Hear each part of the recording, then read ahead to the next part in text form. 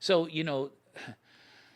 it's funny how I proved that the FBI, the Bureau of Prisons, they can control anything. The only way I got out of the hole was all the letters that my fiance at that time wrote to the judge because my heart was skipping beats. I actually passed out in there.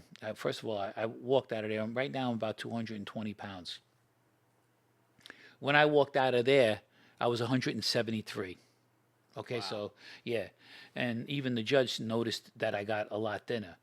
So she actually, I passed out. My heart was skipping beats, and they took me to a hospital with the marshals and stuff like that. I was there for a few days. I don't know exactly. Everything was okay. I mean, I might have been just a stress or whatever it was, and then I went back. They didn't diagnose you with anything? You think it was just the stress? Yeah, I think it was just a stress. I don't remember what they diagnosed me with, but I also got a letter in the mail. Letter from the. I left it somewhere there. Somebody took it.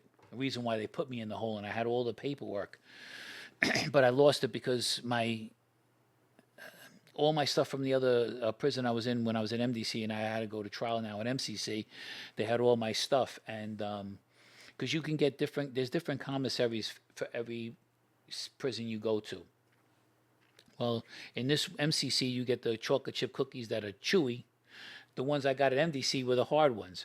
One of the guys in there, this guy McCoy, he was a cool dude. He said, "Man, I haven't seen those cookies in a long time because he's been in there." I gave him the whole packet. He was a nice guy. But anyways, I had run downstairs so I can get my commissary from the my old prison, and then I left a stupid letter on the thing. I didn't even get a chance to open it, and somebody took it, and that's the way it is. You're in prison. But I wasn't thinking. My whole head.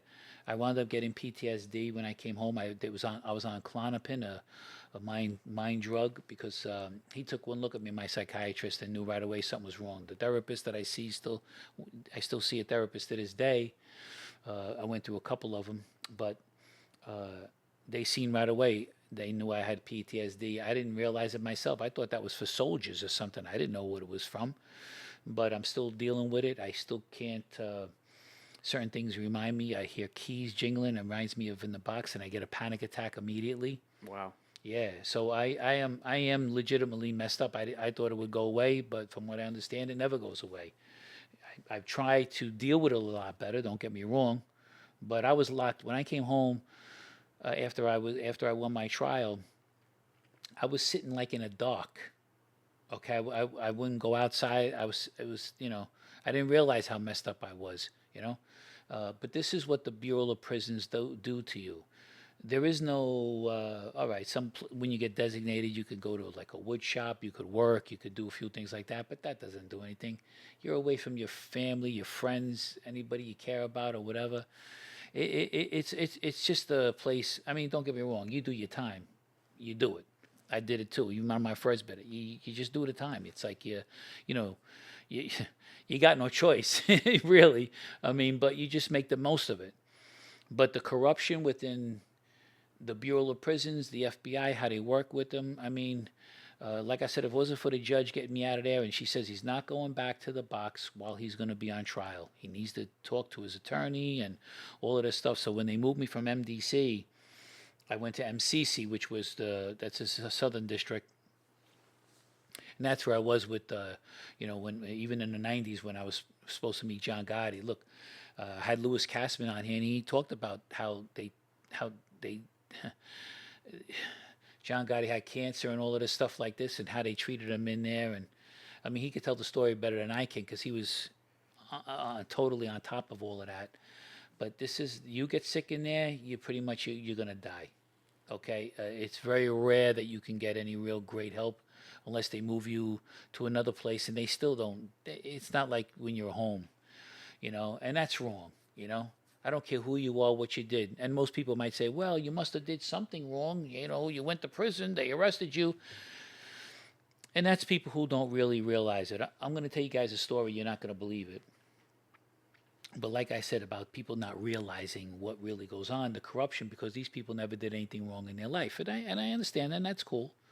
They don't even cheat on their taxes or anything like that. They're scared, and they want to abide by the law. And I have nothing wrong with against that. Excuse me one second. Did you contract staph infection while you were in SHU, or? Well, I was in the box, yes. Wow. That's while it was crazy. in The box. cells must have been dirty then, Dirty. because you're the only one in there. Who would you have got it from? Let's put it this way. They move you out of the cell every 30 days. So you go from one cell to another cell. You don't know who Okay. was in there. I gotcha. You got to clean the cell yourself. They give you cleaning products. You get the Comet, and you get the rags. You can clean the whole cell by yourself and everything like this. And I was in a cell with this kid for a while from Staten Island, Ralph Nicoletti. We cleaned the cell and everything. I mean, but you do what you can. Look, there was mice coming in underneath the door like this. There's a little opening in the door like this. The mice were coming in. You be sleeping at night. You hear them going through your stuff. You know what I'm saying? It's like, it's a pigsty. I mean, they don't care. But like I said, I was trying to say about the corruption, how they did it. You were going to tell a story. Sorry. I'm trying to think of that story that I was just about to say because, okay, I got it. So on my first bid, I was in Otisville, New York, and I was talking to a couple of guys up there, a couple of wise guys. And they said to me, we went to court and everything, and they said that, they put a guy on the stand. I never met him. And I went, what? And I says, how could they put this guy on a stand or testify against you, and you never met him? They must have, He says, I'm telling you, this is what they do. Well, so I said, oh, I couldn't believe it. I agreed with the guy while I was there. But when I walked away, I said, this guy's nuts. They can't do this here. Sure enough, that's what they do. Drug cases like that. People come and testify against you. You know why? Because it's like regular, normal people. They think that the regular police department, the FBI, and all this stuff is upstanding and they're going to do the right thing. That's not true. I have paperwork, and if you subscribe to my Patreon channel, you will see. I also have stuff I actually won the Fourth Amendment search. I'm in the law books, me and my attorney at that time, Jose Muniz, which is almost an illegal. The Fourth Amendment is a search and seizure. They did an illegal search and seizure on me, but we won the case. You know why? Because the judge saw and heard and understood that they were lying. Where was this that they did this search and seizure? I was in New Rochelle when I got arrested at my house, and they did what they call a protective sweep. So that means agents run into the house, they search the area. It takes a couple of minutes. That's it. You know what I mean? They go through every room real quick to make sure no one else is in the house, and this and this and that. Well, the protective sweep that they said lasted about an hour for me. What'd they find? They found a couple of guns, but I'll tell you how it is. Right there alone, a protective sweep is not an hour search. It's a couple of minutes to go in and out. Just make sure no threats or immediate threats are in there. And the judge asked these detectives and everybody, there was actually detectives and FBI there. They says, well, she says, did you see the blinds move or anything in there? This way, you wanted to go into the house to do it because you arrested him outside in his driveway. I was pulling up with my then girlfriend at the time. And so they said no. She said, did you hear a toilet flush, in there inside the house or anything to see if they're, because maybe that's why you thought somebody was in the house. He says, no, because they had said that we thought that there was somebody else in the house because he was going to commit this murder. And they came up with, they just lie. So as I was trying to say about the wise guy, I thought like right away he was lying. I was like, this guy's crazy. But, you don't want to disagree with the wise guy. Well, sure enough, he wasn't telling a lie. They did it to me. But you don't know that until it happens to you. Just like if you get pulled over for a regular speeding ticket or something, you think you ain't speeding. But they get you on the radar.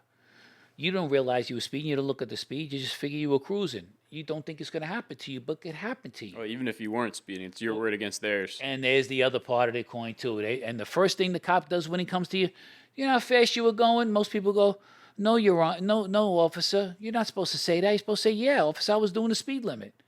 But nobody knows how to do these things unless you are, I can't say trained for it, but you should have to be in that kind of lifestyle. Well, I was in the lifestyle.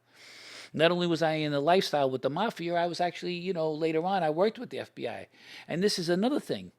The FBI set me up. I worked for the FBI for Undercover as a CI, which is a confidential informant, for 18 years. And then they arrest me. Now, let me ask you a question. You think after 18 years, nothing happened on my watch, everything was good, nobody got hurt, beep, ba, ba, all this stuff. Saved the life of a federal sitting judge, Judge Garifas, okay? Saved the life of an AUS, assistant U.S. attorney, okay? All these things that I did for them, all the unsolved murders I gave them, all this stuff like that. You think they could have said, "Hey, Joe, we'd like to talk to you. You know, we got wind that you want to have this murder and everything like this, and you know, this conspiracy for murder for hire." No, they didn't give me a pass. You know what they said? It doesn't matter. You know why? They wanted me to work with them.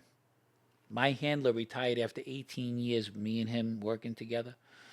He put me with somebody else, I guess, who wasn't as powerful as he was, because he retired pretty high up on the ranks in there.